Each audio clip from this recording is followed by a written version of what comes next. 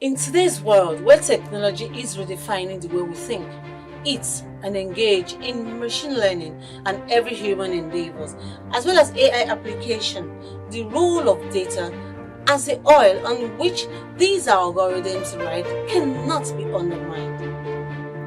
To this end, the Nigerian Data Protection Commission, a body constitutionally empowered by the Nigerian Constitution to regulate, monitor, and supervise data at its application in the country, has taken a giant and bold step at sensitizing the public on the importance of data usage, its protection, and privacy. My name is Nuke. I'm the Technical Assistant on Media and Public Communications to the National Commissioner. And thank you so much for coming. The forum, which can be described as a two-in-one event, heralding the National Commissioner for the Nigerian Data Privacy Commission, Dr. Vincent Olatunji, engaging media executives and other stakeholders on the relevance of data protection and privacy, with knowledge of its shared responsibilities and practices. Misconception when we started, other outfits, other areas to help government for money. The main objective of set up NDPC is to ensure that the rights, the freedom, and interest of all Nigerians and legal estates are protected under the law. However, during the course of our operation now, bearing in mind that funding has been a major challenge for decades across the globe. That was why, out of what we are doing, we are doing model to ensure that we create an economy around data privacy protection. And through that process, licensing of TPCO, data protection compliance organization.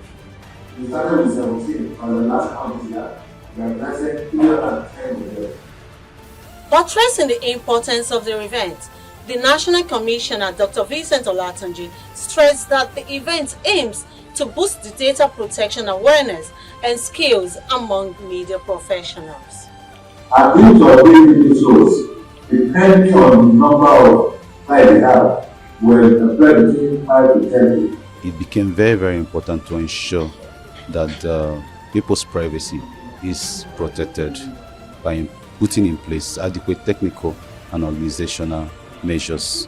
And this is what the NDPC hopes to achieve with this capacity building program today, which is what we also hope to achieve with the passage of the NDP Act into law in the year June 2023. You can't have a sustainable digital economy without data protection. Data protection and privacy is actually one of the pillars of sustainable digital economy. And of course, this is what we are hoping to achieve in Nigeria. We want every data subject to know their rights. We want data controllers and processors to know what their rights and obligations are and be able to comply with our act. And that is how we can actually grow and sustain the digital economy that we are hoping to achieve in Nigeria. The NDPC, which recognized the importance of the media as a relevant partner and stakeholder, used the forum to deepen understanding of data protection and reinforce the necessity of the collaboration. Every 28th of January is tagged as the Privacy Day, Global Privacy Day. And of course in Nigeria, we know the level of awareness that we have and we know that we need to do more. We tagged it National Privacy Week. So it starts on 28th of January and ends on 4th of February. Yesterday, 28th of January, we had the press conference which commenced the National Privacy Week. And today, we're also addressing media today, but here in Lagos today. So while we are addressing them, giving them the brief on the ecosystem, we are also creating a capacity building, for journalists. Because one thing is to want to create awareness about this thing. Another thing is to understand what you want to create awareness on. The National Data Protection Commission has been actively promoting data privacy practices in Nigeria. This informs all important stakeholders, which is in its second stage to sensitize stakeholders on the legal frameworks and guidelines to individuals and corporate and private entities, as well as the responsibilities and rights of all stakeholders. That's the regulator that regulates this ecosystem. Then, of course, we have the data subjects, you and I. natural persons who can be identified. So those are the stakeholders in this ecosystem. You process data and hackers penetrate your system and expose your customer client data. At this point, who is liable? You must have made sure you have done everything you are supposed to do.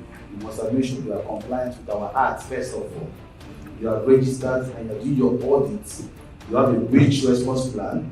You have your privacy notice. You know what to do in such situations. You must have reported to the NDPC when the breach happens within 72 hours and all that. So if you have done everything, we know that these things happen. Yes. The event had several senior media executives in attendance.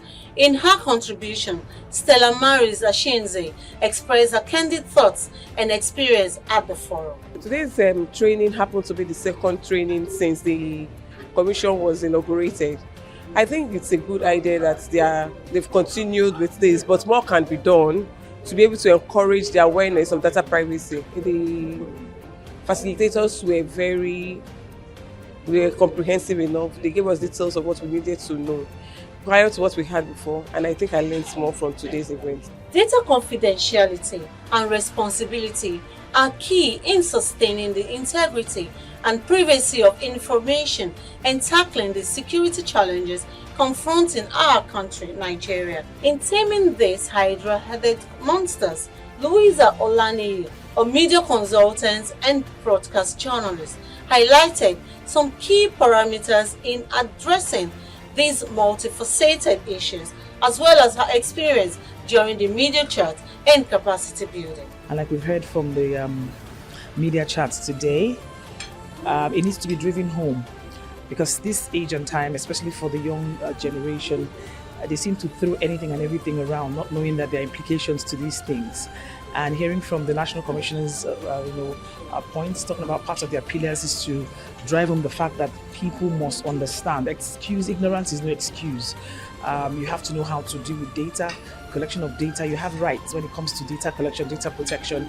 And I also learned that, for companies, it is now something of importance to have a DPO, meaning the data protection officer. Most offices do not have, they really do not know the implication of all of these things. So being the data protection week and having to bring journalists to sit at a table to understand these things properly, I think I'll say kudos to the organizers, and I want this to continue. Prince Oswago, a seasoned technology editor at the Vanguard newspaper, emphasized some of these constraints and the hidden blessings in adopting a multi-stakeholders approach, which also require catching them young from schools at various levels. Well, there's no explanation that will be so satisfactory until it gets to those target users, until the people, everybody begins to understand what data is all about, what data protection is all about, what data independence is all about. So until everybody can have it at the tip of their fingers, there's no explanation that is let's say that's tenable. Yes, you can say why we've not done this, maybe the issues of finance, the issues of logistics, the issues of this, yes, but all those things are not insurmountable. So if the government feels that yes, we owe everybody a duty of understanding what data protection is, what data privacy is, what data generally is, so those things must be made available, and everybody needs to know. It's just one of the basic, what do I call it, dividends of democracy, that people will understand technology, that people will understand data, even when they are in the rural areas. If you do that, no matter the amount of money you invested in it, I think that will be fun. Data security involves protecting digital data from unauthorized access, corruption, or theft throughout its life cycle. So its protection and privacy should be treated with all the needed attention for capacity development and overall benefits of all stakeholders.